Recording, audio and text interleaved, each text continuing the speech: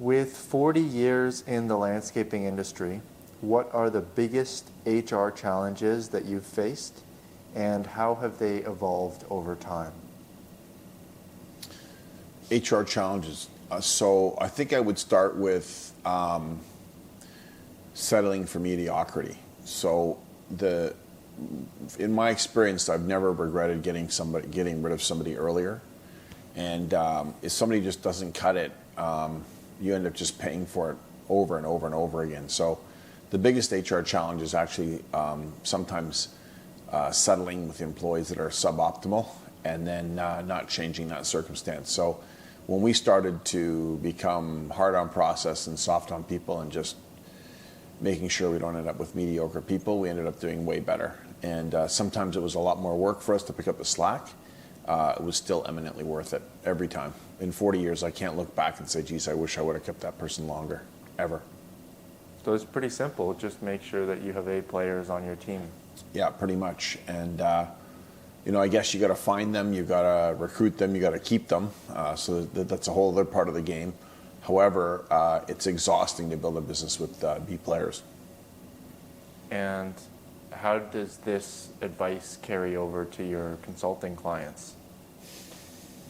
So it's interesting. They get excited a lot when they have a new opportunity. And I tell them that there's luck in everything you do. And so, if you flip a coin, heads or tails, and you say, okay, heads is a good outcome, and you flip it and it's tails, tails, tails, you might think that you're doing everything wrong. It just might be bad luck. Conversely, you might get lucky 3 times in a row and end up with 3 amazing hires. So you're not always going to get good hires. And it'd be interesting to sort of check that statistic out with companies that have better hiring practices and to see what their recruitment retention rate is. And at the same time, throwing the prism of having A players on the team. So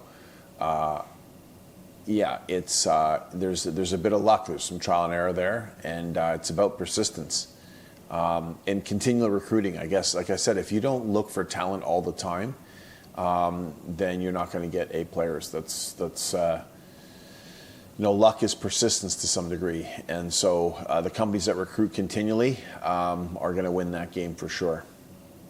And what have some restructuring journeys looked like when you're in your own company or thinking of other companies that you've helped?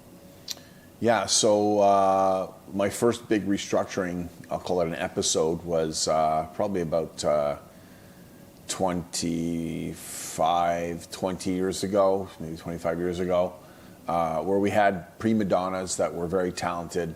They were entitled, they would only work so much, and the tail started wagging the dog. And so I was very frustrated by that, and so I went on a firing rampage. I think I fired maybe 15 of my staff in 1 year, and I sort of had a plan for it.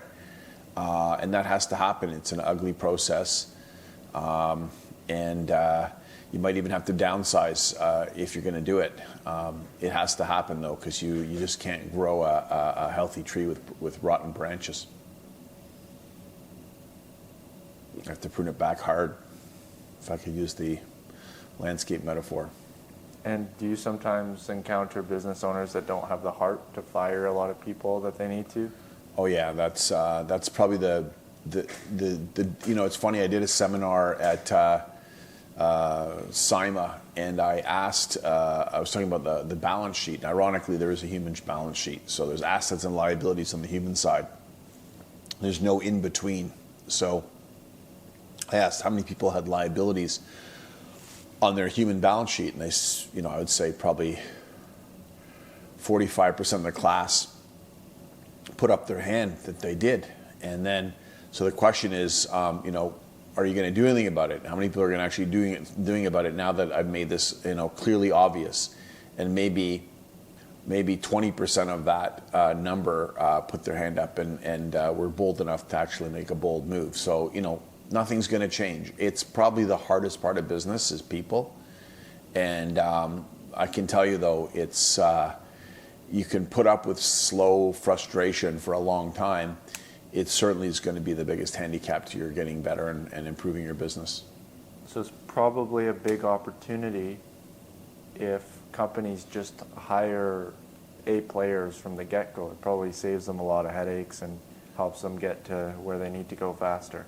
Yeah, and obviously a smaller company has a harder time with that because their bench isn't as deep. So when something happens, if I have 50 employees and I lose one of my best guys, it's not the end of the world.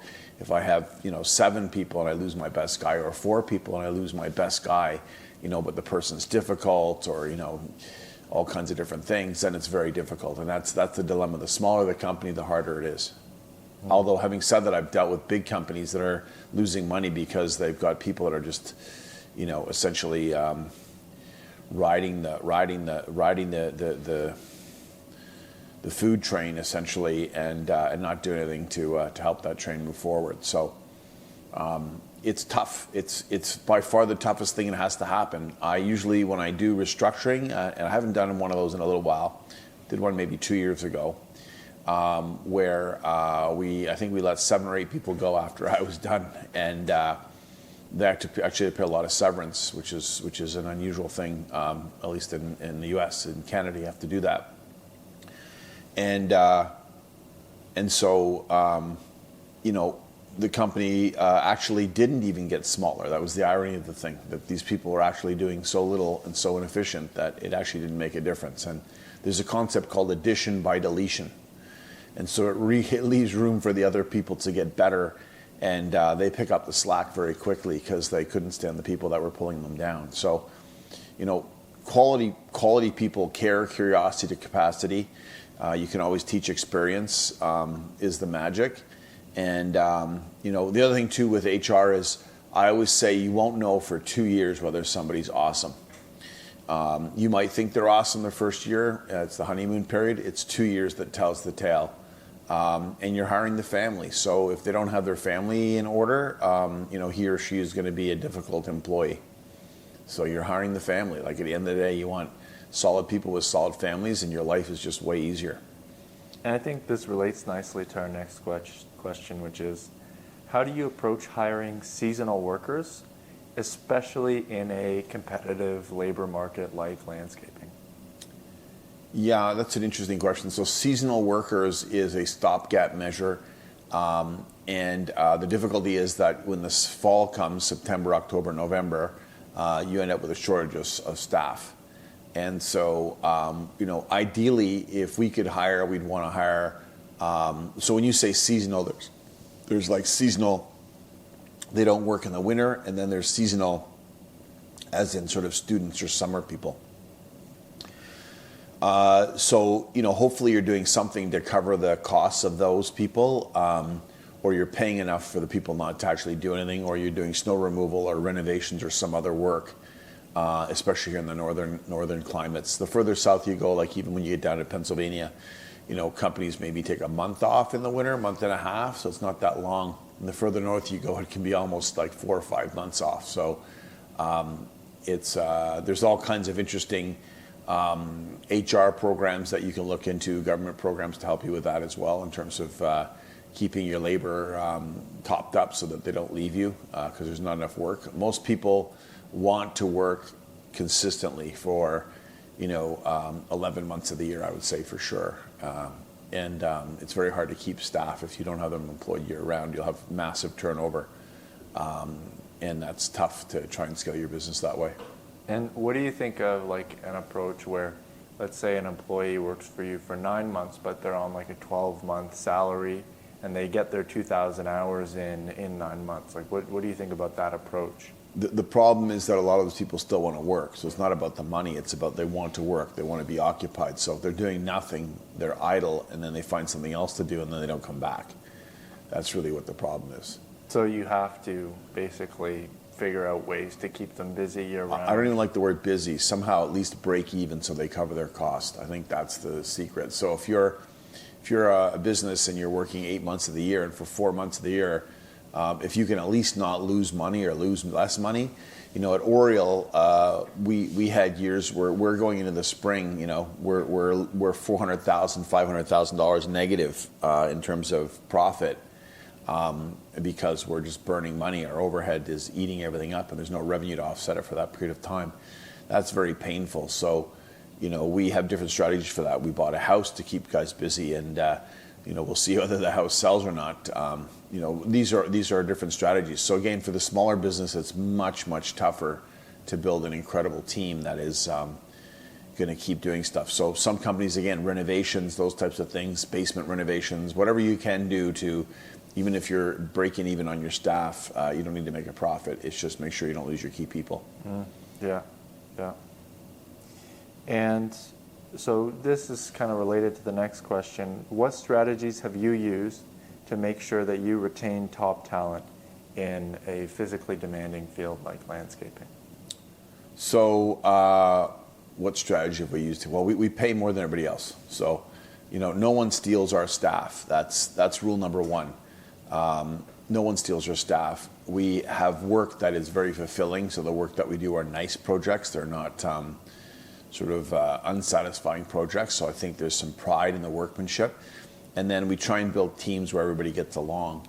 That's not always that easy. So if you can build teams that get along, and people that can fill a role beautifully in your business, is like building a sports team.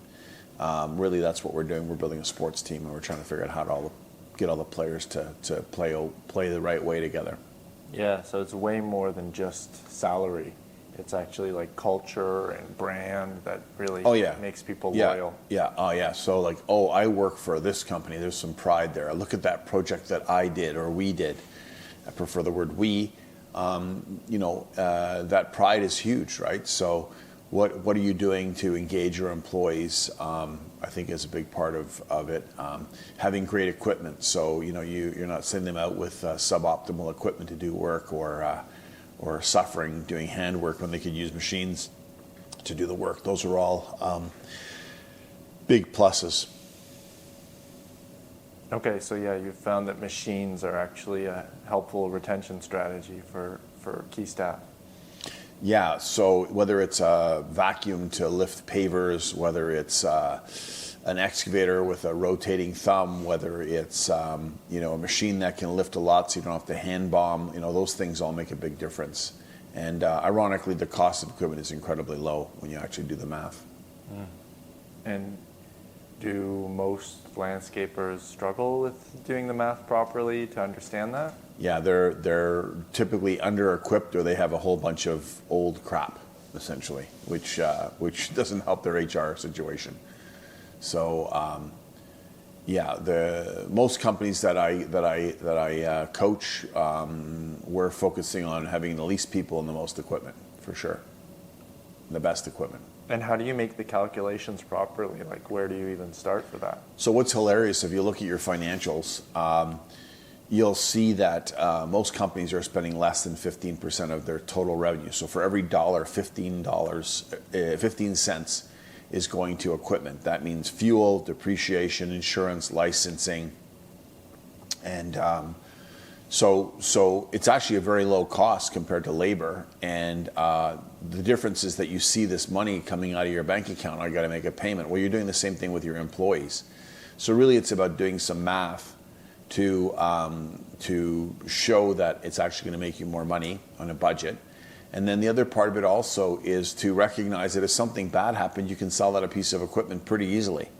So it's really very low risk, and most people are they just don't think that way. It's ironic that they take the biggest risk of all of being in business, and then they don't do the risks that they should take on the HR side, which is getting rid of bad employees, getting rid of bad equipment, too much equipment, that type of stuff. So it's really mindset. And so there's a gentleman called Naval, and he said it's ironic that if I said to you, you need to do this, you need to fire this person, and you don't do it, you're naturally not going to do it. You actually have to double down on doing what you don't want to do. And that's how you get ahead. So there's very few people that actually have the ability to go and just do it, no matter how uncomfortable it is. So it's easier for some people than others. I have some people that have no problem doing it. They're going to get ahead really quick because they just make the hard choices so fast. The ones that are struggling with that, their businesses struggle. And so it requires a push sometimes. Sometimes that's what's required to get them to make a promise. So we have an exercise that this really helps hold people accountable. You look the person in the eye and say, does this need to be done? Yes, it does. Okay, let's shake hands that we're going to make this decision together, and we're going to execute it by this time period. And ideally, if you can bring somebody in your company in to make that commitment, it's like getting married. You're essentially making a vow to do something. So then you're going to let yourself down, and then you're going to let someone else down if you don't do it. And so, there are some techniques to bring out that leader in you that's missing. Mm-hmm. Making the hard choices. Hard choices, yeah. And, it really is, that wealthy mindset is so uncommon. It's unbelievable, really. Yeah. And so related to equipment, like once you have equipment, you maybe have demands for a bit more of a skilled labor force as well. And so the next question here is, can you share tips for effective employee training programs tailored to landscaping skills? How do you build a team that's actually skilled enough to, do high-end jobs reliably? So there's a few ways to do that. One is to steal talent from other companies, and so we're in a race for talent. And I know it sounds awful for me to say that. When I mean steal, I mean do it ethically. So you would advertise on Indeed, or you'd hire a recruiter to get your talent for you, or you'd go to trade shows and trade fairs, things like that, to get talent. You can advertise on your vehicles. You're looking for talent, and so I think it's important to find that talent. And what was the question again? One more time. It was tips for effective employee traiing programs. Oh yeah, so the training. So one of the things is there's a big difference between a smaller company and a larger company. There are 1,200 accountabilities in any business, and whether you're a 2-man person or a 20-man person or a 100-man person, there's still 1,200 things that have to be done. And so for a small company to bring a training program, it's almost impossible. And what you can do, though, is you can have specified training slots, like say on Saturday mornings, once a month, we're going to train the weakest skill set that most of the employees have, and you approach it that way. You can't build comprehensive training programs when people barely are on top of their health and safety, which is a whole other massive amount of administration. There's just not enough hours in the day to do all that stuff. So if you're really, really lucky, you've got somebody who's a good teacher, and you do a lot of different things, or you do the same thing over and over again, and that's much easier to train. If you're doing a large variety of things, it's much harder to train because it takes forever to hit that certain situation. Like, I'll give you an example. In our company, we might do concrete integrated with Core-10 steel. And so, what does that look like? How is that done? And you need a lot of practice doing it, but you might only do it once every 2 years. So what are the chances of you hitting that type of situation? It's very low. So the companies that do similar things over and over, the training's much easier. So if it's like maintenance and things like that, that's much easier to train than something complex like concrete forming and doing metal work and welding and metal fabrication. So your business model actually translates to your HR approaches and like training approaches. And the type of work that you do. So, you can make things complicated or you can make them simple. And so people love complexity. And it's ironic, the more complex it is, the more people are drawn to it. So, the design build companies that are doing things that are beautiful, if you use more plants, for example, it's easier to have a less skilled workforce than you would say if you're doing masonry, for example. So depending on what you design, that's going to have an impact on your workforce. So if you do overly complicated things, you're going to have overly complicated HR problems in terms of skill sets. Yeah, and sometimes it's actually harder to do something the simple way. So it's amazing that if you videotape people working, it's fascinating to see people that you think, I call it slow and fast. Like, they're actually slow and they're fast. It's an oxymoron. And they just do everything in the right sequence. There's no overexertion. everything's staged the right way. It's beautiful to see. And so, part of that is standard operating procedures, like how do we actually work? And most people just do random quotes. Our quotes are designed to have the employees work their way out of a corner. Literally, that's how the quotes are set up. So we will do this first. It might be the back shed in the back corner. So even your estimate becomes part of your training procedures.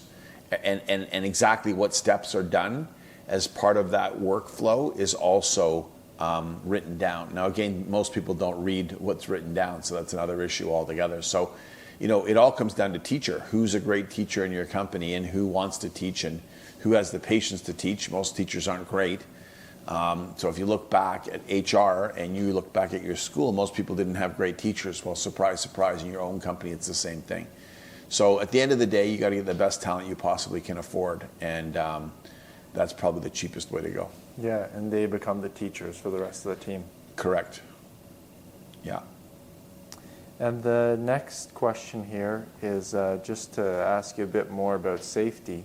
What role does safety training play in your HR policies, and how do you ensure compliance, especially in a bigger company like yours is maybe 50 employees? Yeah, so safety, the first thing we do is we have an annual safety day, and we kind of go through the top 10 things that would cause catastrophic failure. And then we, of course, have weekly tailgate meetings, and we also have monthly safety meetings for the staff. So safety is a big deal. It's a safe place is a good place to work. It's a profitable place to work.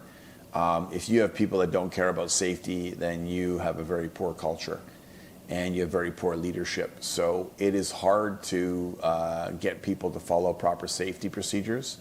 You have to be a nag. At the end of the day, you have to be a nag. You have to be persistent about doubling down on safety. And again, that comes down to leadership. Safety is all stemming from great leadership. It's hard. I get it. There's so many other things that are pulling you in different directions, and you're afraid to lose staff if you go hard on safety. In the long run, though, it's absolutely necessary. It's a function of not if something's going to happen, it's when it's going to happen. The more employees you have, when we first started, we had almost no health and safety. And as we started adding more employees, we had what are called near misses. So for every big accident, there's 10 close calls. And, as you go from 2 employees, 4 employees, 8 employees, 16 employees, 20 employees, 30 employees, you start to see the instances climb. So we had to double down on safety training, and we sort of made a list of the biggest killers that we saw as threats to our business and our employees' health. And we made sure we addressed those every single year, once a year, at a big health and safety event. It's hard too, because your employees might want to get home faster, and they might be really confident when they're fighting you. So how do you kind of maintain the confidence in pushing the perspective of safety when you're getting so much, confident resistance? Yeah, it's terrible. It's like, I have to say, people are lazy in that way. They don't want to change. You essentially have to have somebody talk about some horrific story that happened. So I usually like to have somebody come in and talk about a horrific story, and then get that heart involved in that process. And then again, say, look, we can't work unsafe. And we need to have a commitment from everybody here that from now on we're gonna work safe. Period. Who's in on this? And if you're not going to do it, then you can't work here. It has to be black and white. And you almost need like the nightmare examples as reminders. 100%. And there's some great videos on YouTube and things like that you can show about health and safety now. So it's you almost have to guilt trip people into being safe. As crazy as that sounds. Got to do what you got to do. Well, people do that when they do work as well unsafely. They climb the ladder and it's unsafe, and they do it anyway. And so it's just not worth it. You can get hurt so badly, and you'll feel guilty for the rest of your life, and you'll ruin someone's life as well. Next question's a bit of a hard question. Performance assessment is always a bit of a sensitive topic when it comes to creating a happy and loyal team. How do you handle performance reviews and feedback for field crews versus office staff? So the process is actually the same. And the first question is, are you happy? So let's just cut to the chase. Are you happy? All the skills and things like that, those are secondary to are you happy? And so that's the first question we start with. Our assessments are designed to ask the same questions over and over again. And then they're also designed to have a history of the results of the answers to the questions in a graph. And so you can see whether or not somebody's getting better or worse relative to the last interview or staff review. We do them twice a year. We do one at the very beginning when we hire them, same review. Then we do one within 3 months, and then we do one twice a year. And it's kind of cool. It's color coded. So green is good, orange is trouble, red is bad. And there's probably maybe 20 questions about behavior and integrity that are asked. And pretty much the system is so well designed that the employees that are going downhill will let themselves go. And that's what you really want. And the ones that are thriving are going to start to see it. And really, it's not, you're just going to skip the behavior part and you're going to go directly to the skills. So ironically, there's behaviors and skills. And so we start with the behaviors and not the skills. And usually people have that backwards. As a matter of fact, this process that we designed, I just flipped the process recently to that format. Are you happy? Just straight up. And no, I'm not. Okay. Well, let's talk about it. Why? Is it us? Is it you? Is it a process? What is it? And that really helps us resolve HR issues a lot faster. Because again, people got to move on. You can't. You got to have two happy parties. It's like a marriage. Why would you want to be in an unhappy marriage? It's the same thing with your employees.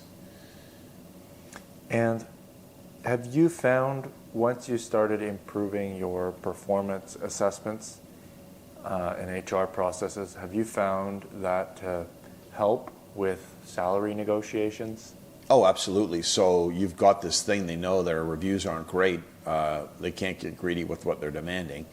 And even more important for you, you realize this person shouldn't be here, so you should be looking for somebody already anyway. So at the end of the day, the balance between what you're getting paid and what you're doing is a function of how well you work and how fun you are to get along with. And so you might be the greatest worker, but absolute pain in the ass. Why would I want to work with you? And so, I gotta try my best to get somebody else. The dilemma is that most people don't time block. So you really should preset your interviews in your calendar for the same period every year. For a smaller business, I would probably do it, the end of the day on let's say a Friday, once in the summer when it's a little bit slower and hotter and you might not work as long a day. And then obviously once in the winter, about a month before you do your contracts. And so it's a function of getting it in your calendar and then doing it. And so part of HR is creating schedules and repeatability.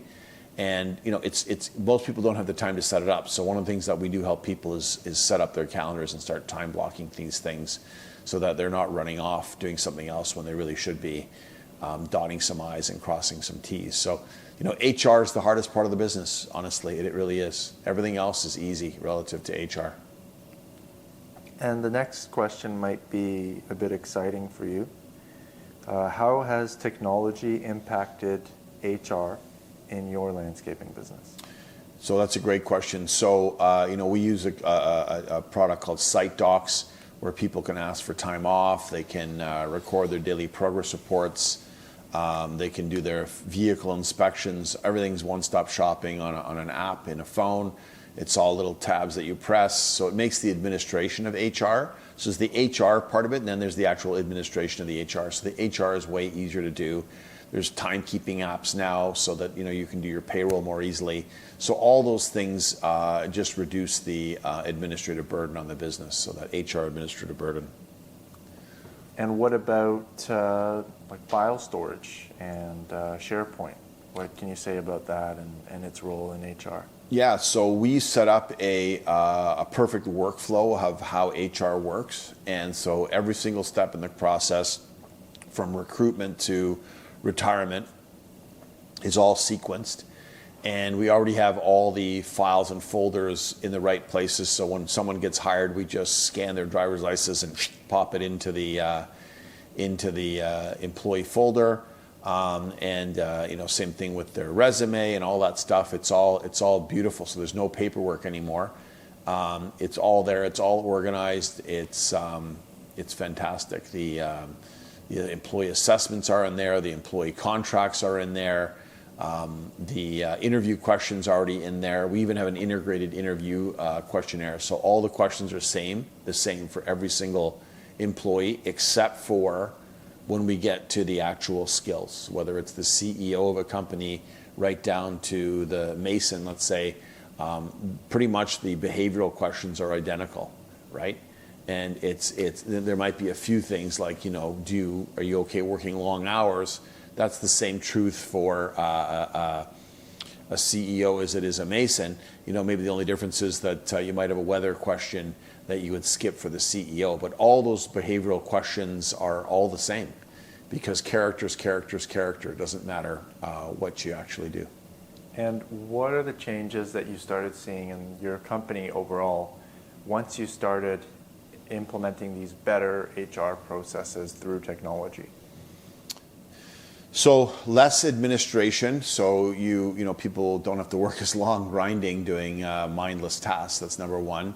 Number two, being able to find everything you're looking for in an instant. Number three, being able to compare things, make orders for clothing instantly, because we've got a proper document to take all that stuff in, especially when we have a proper interview and then onboarding process, and immediately we find out what size they are and things like that. So all these processes are just dialed in sequence. So step one, step two, so you don't drop the ball.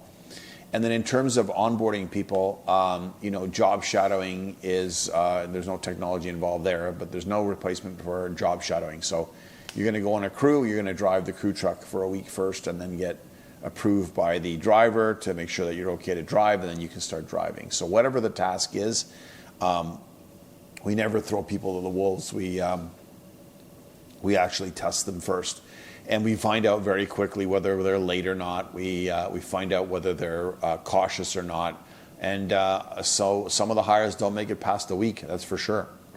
We don't have to guess that everything's okay. So a lot more transparency and accountability. 100%, and the employees can see it. So the ones that are on the teams that are getting a new player on the team, they also have input should the person stay or go. And there's nothing worse than having a coworker that is just dogging it and not pulling their weight. Mm-hmm.